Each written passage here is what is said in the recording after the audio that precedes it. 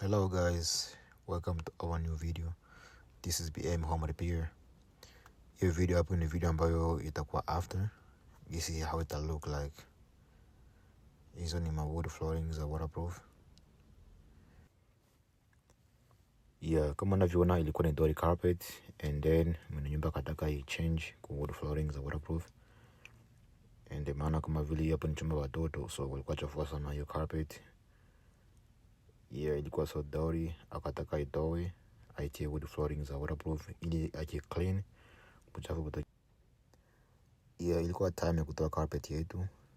Yeah, tunaanza kuitoa sasa. Yeah, kama unavyoona ilikuwa so dirty, ilikuwa uchafu sana.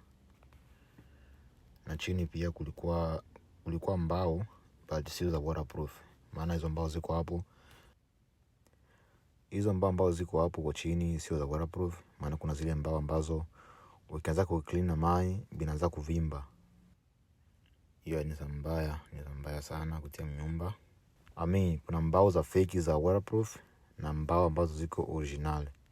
So ukinunua ambazo ziko fake ndo zile ambazo unakuta after couple days ukiclean na mai for couple time binaanza kuvimba.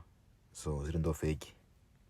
Kuna zingine ambazo huwa za original kama hizo hapa natia hapo ni za OG.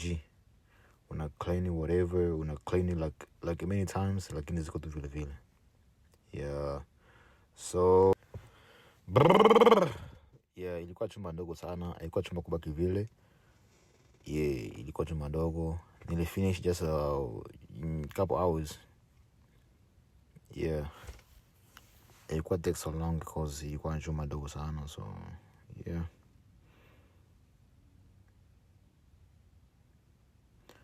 boom, now tunamaliza.